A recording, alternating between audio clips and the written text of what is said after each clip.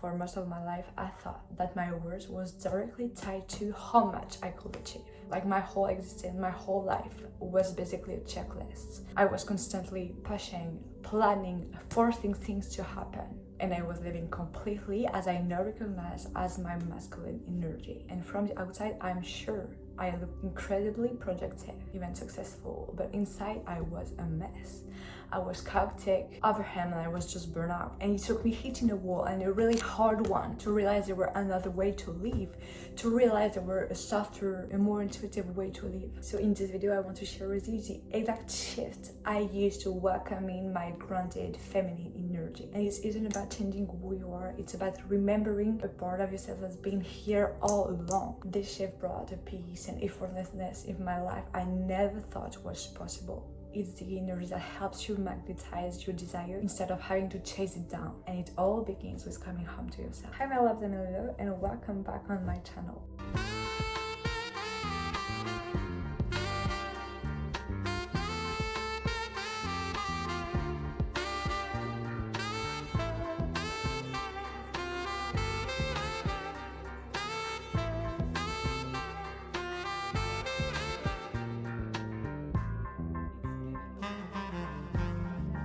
Let's talk about what that masculine overdrive really feels like, because I have an intuition that you might know it well. So it's that constant state of doing. From the second you wake up, your mind is already racing, planning to-do lists, solving problems, planning 3 steps ahead. Like it's living constantly in your head and you're totally disconnecting from your body. And I remember years of that. Like the second I woke up, before my feet even touched the floor, I was already stressing about work, what I had to get done, how I could be more efficient. And I know our culture celebrates that, right? Like we reward the hustle, the constant forward motion, the constant action. But here the secrets no one tells you about living in that hustle energy, in that masculine energy 24/7. It is absolutely draining. It creates this low-grade, constant hum of anxiety in your system. You might feel restless, like you can't just be. And the thought of sitting here and doing absolutely nothing is terrifying, doesn't it? Unproductive, a total waste of time, because for me it showed up at this complete inability to rest, or rest without feeling guilty about it. Like if I took an evening off, I was feeling behind. If I was sleeping in, I was feeling behind. Like if I wasn't actively working on one of my goals, I felt worthless, absolutely worthless. And on top of that, my body was sending me message. Exhaustion, tension in my shoulders, trouble sleeping, stomach ache. But I had learned to ignore them all. And I really treated my body like a machine meant to serve my own ambition, instead of treating it like a sacred vessel, like the temple I'm living in. And I shall be on the right. And trust me, this imbalance isn't just about being a workaholic, because it also bleeds out into our relationship. And it can look like always needing to be in control, always trying to fix other problem, overgiving until you're empty, overhelping, and finding it almost impossible to receive or to be vulnerable. So we become human doings instead of human beings. And we also start to believe and to think that our power only comes from forcing and pushing and always acting towards something. But that's just half of the story. And living in just half of the story means you only live with half of your power. And it's the fastest way to burn out. It's the fastest way to feel disconnected. And my turning point wasn't a haha moment.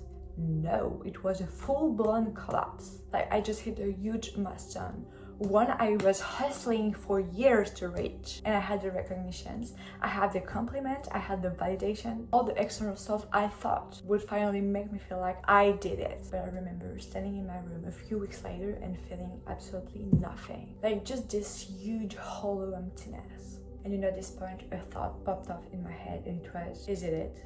Is this just it? Like just more of this? And I had completely abandoned myself in the pursuit of my goals. My body was screaming at me, I was having panic attacks, my creativity was gone, and I felt so disconnected from everything. And like the tiniest inconvenience could make me burst into tears. And that's when I really knew the life I was living wasn't just sustainable, it was just slowly erasing the woman I wanted to be, the woman of my dreams. Like, I didn't want it to be a robot. I didn't want it to be a machine. I wanted to feel alive. I wanted joy and pleasure and ease, and I wanted to feel connected with my own body, with my own intuition, and with the world around me. And I knew I had all the power in myself. I knew I had all the knowledge within me, but I had no idea where to begin. And even the concept of feminine energy was just so abstract to me, so fluffy, so intangible. And I was a scientific, a practical, logical girl. So what do you mean with feminine energy?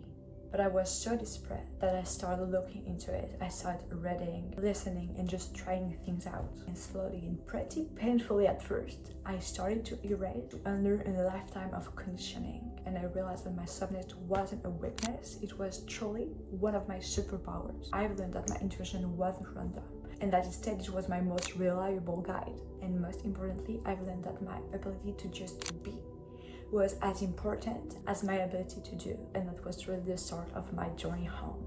And it wasn't about giving out my ambition, giving out my goals, but it was about fueling it from a place of wholeness instead of from a place of depletion. So how do we actually do this? How do we actually shift from that chaotic burnout feeling into a more grounded, flowing way of being?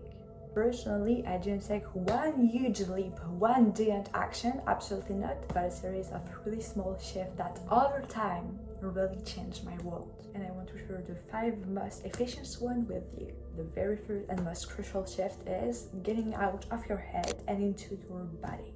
Because masculine energy lives in the mind, in thoughts, plans, and logic. On the other hand, feminine energy lives in the body, in sensation, in feeling, in presence. And trust me, for years I was a floating head, totally cut off from my neck down. But there's an antidote, and it's called embodiment.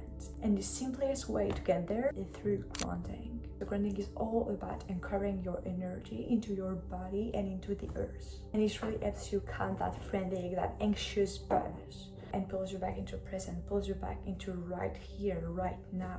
And one of the most powerful ways I started doing this was through movement, and not the kind I was used to. So no hardcore gym, no hardcore training. And what I mean by that is like not trying to hit a certain number of reps or like doing a sort of momentum days and that. No, by movement I mean a more intuitive movement, more flowing, intentional movement. For example, I put on a piece of music and I let my body move, like with no choreography, no moves, no rules. I just focus on the way my hips sway, how my feet connect to the ground, feeling my breath, etc. And yes, at first I felt awkward because my brain was judging every single move I did. But I kept telling myself, this isn't about how it looks, this is about how it feels. It's about letting your body speak, letting your body talk without your inner critic shutting it down, without your inner critic, your inner voice judging it. And this simple act of dancing, of sweating 5 minutes a day, really changed something in my brain, because from the day I started to now, I can tell you I live inside my body and not just inside my head. Another amazing grounding technique is simply reconnecting and connecting with nature. Walk barefoot in the grass if you can. And there's actually a growing research on earthing, so a direct physical contact with the ground, that suggests that it can help with things like pain and fatigue and sleep. But beyond that, it's an energetic thing. Feeling the support of the ground, feeling the soil, feeling the texture. It reminds you that you are part of a bigger thing, or something held by the earth. And lastly, another grounding technique I really appreciate is through breathing. It's grounding through breathing. And what I mean by that is just paying attention to your breath.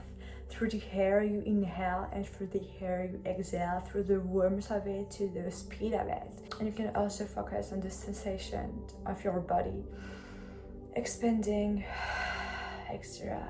You can ground yourself and pull yourself back into the present by feeling the sensation of everything that touches your body. For example, your clothes, the air, your hair. So yeah, when you feel that anxious energy coming up, your only mission is to get out of your head and go into your body, down to your feet.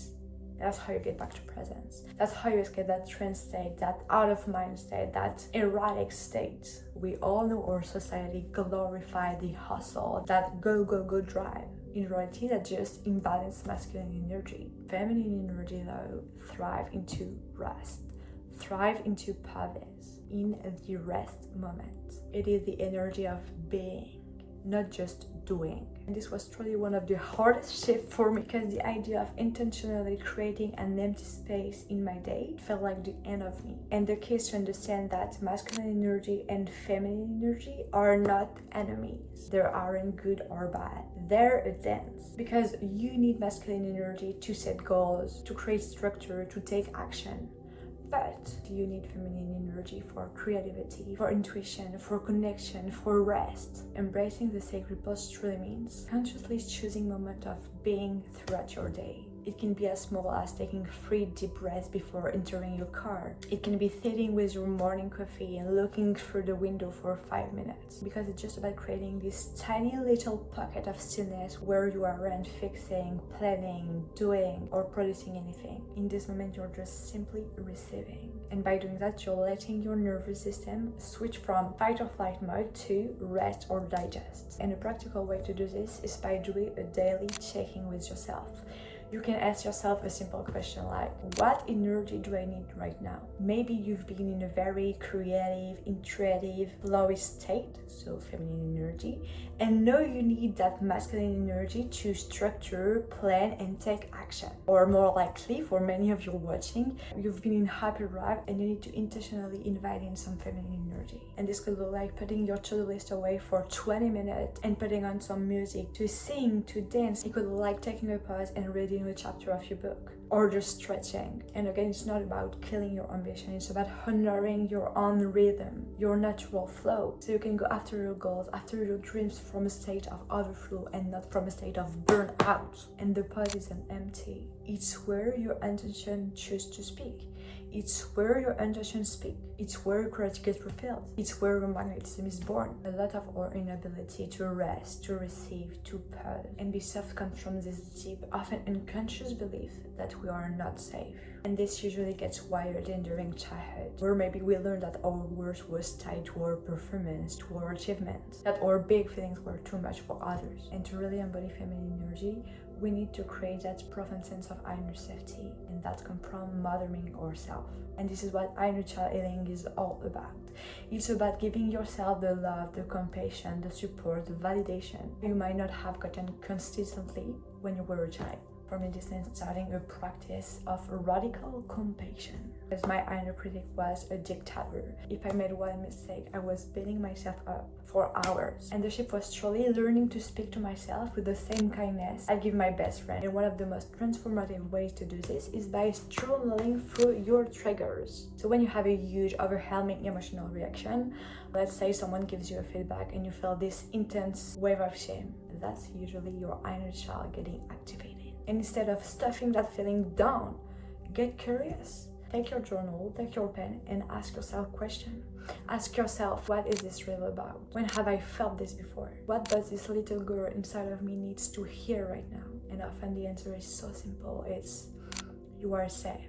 You are loved. Making a mistake doesn't make you a bad person. And by doing this, you're reparenting yourself. You're showing that tender part of you that all of her feelings are welcome and that you won't abandon her. And this also extends to how you physically care about yourself. It's about nourishing your body with good food. It's about prioritizing sleep, creating a home that feels like a sanctuary, creating and nurturing healthier relationships. It's about whispering affirmations to yourself in the mirror like, you're held, you're safe, I love you, I'll always be with you, etc. Because when you constantly show up for yourself with this kind of devotion, with this kind of compassion, you're truly building an unshakable inner safety, an unshakable sense of inner safety. And it's from that place that your true feminine essence can finally come into play. In a world that worships logic and data, we're basically taught to distrust our intuitions. But intuition is the language of the feminine soul. That inner knowing, that gut feeling, that whisper your coach always explains with logic, but it's always right. And reclaiming your feminine energy is really learning how to turn down the volume of all the outside noise, to really focus and to finally hear the wisdom that's already inside of you. And the biggest enemy of our intuition is a noisy mind. Because when we're constantly stressing, analyzing, planning, and thinking, there's no room for those subtle intuitive hits to pop off, to come through. And the most powerful practice you can do is receptive meditation. And no, this isn't about forcing your thought to stop. because good luck with that. But it's about learning to let them float by without getting hooked. And you can start with just 5 or 10 minutes a day. So you just sit down, close your eyes, and bring your attention back to your breath. And yes, your mind will wander, because that's its job. But when it does, just gently and without judgment, guide your attention back to your breath. And think of your thought as clouds passing by. You are the sky, not the clouds. You're the awareness behind the thought. And trust me, with practice, you'll start to create a tiny bit of space between you and your thinking. And in that space, intuition starts to speak. Another great way to build this muscle is to practice with small, low-stakes decisions. For example, when you're trying to figure out what to eat for lunch, instead of thinking about what you should eat, pause, drop into your body and feel what it's truly asking for. What does your body crave right now? When you're deciding which route to take home, pause and check in with your guts. Does one way just feel better? Start honoring this.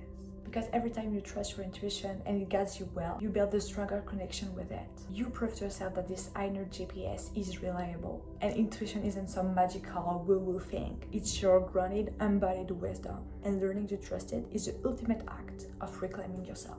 This last shift is maybe the deepest one of all, and it's embracing the art of receiving. As we just say, masculine energy is all about doing, giving, and acting on the world. Feminine energy is about receiving, allowing, and being open.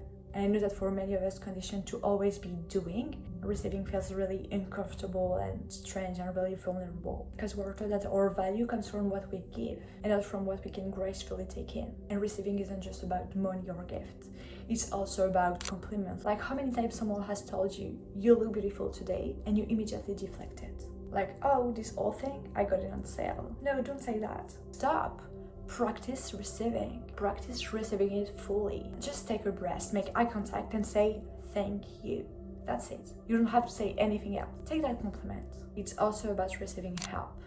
And I know that's a huge one. Because we think we have to do it all ourselves to prove we're strong, to prove we're capable of it. So the next time someone offers you their help, even if you can do it, say yes. Accept it. Let your partner cook dinner. Let a colleague help with a project. Let a friend just listen to you vent without you needing to have it all figured out. Allowing yourself to be supported doesn't make you weak. It makes you magnetic. It opens up space for others to step in, which fosters a much deeper connection. And finally, it's about receiving pleasure. Because feminine energy is deeply tied to sensuality, love, beauty, and pleasure. And not just in a sexual way, but in all parts of life. To take your time to actually savor your food. Feel the sensation of a soft blanket on your skin. Let yourself fully take in that sunset without feeling the need to grab your phone and take a picture. Pleasure is your birthright, not a reward you have to earn after you check everything off your to-do list. When you open yourself up to receive, it can be help, it can be love, it can be compliments. You send a powerful message to the universe that you are worthy, that you are worthy of all the good things. You stop chasing and you start attracting. You move from forcing life to happen to flowing with it. This journey from burnout overdrive to a more grounded feminine flow isn't a destination. It's a daily practice of coming home to yourself over and over again. It's remembering that your power comes not just from your ability to achieve and your ability to succeed, but also from your capacity to be soft, to feel deeply, to be grounded, and to receive openly. It's about making those 5 shifts we talked about today, moving from pushing to presence by grounding in your body, embracing the sacred pose to balance your energy, learning to mother yourself to heal your tender spots, quieting your mind to hear the whisper of your intuition, and opening yourself up to master the art of receiving. And no, you don't have to do all of this perfectly overnight. Absolutely not. Be gentle with yourself. Pick just one of these shifts that's resonated and commit to practicing it for the next week. Maybe it's 5 minutes of intuitive movement each morning. Maybe it's just taking 3 deep breaths before you get into the work day. Because it's a small, consistent act of devotion every day that creates massive transformation over time. And this isn't about becoming someone new. It's about remembering and reclaiming the wholeness that has been inside of you all along. You are already her, that grounding, magnetic, radiant woman you want to be. Your only job is to soften, to listen, and to allow her to come forward. You were never made to be just one thing. You were meant to be everything. thank you so much for sharing this space with me today. It was a very vulnerable topic. I really appreciate you being here. I would love to build a community around this journey, so leave a comment below and let me know which of these 5 shifts resonated with you the most. And if you want more content on feminine energy, self-healing, and creating a life that feels as good on the inside as it looks on the outside, make sure to subscribe to the channel. Your journey is just beginning, and I'm so honored to walk a part of it with you. Thank you for being here. I wish you the best of the week, and I see you in the next one.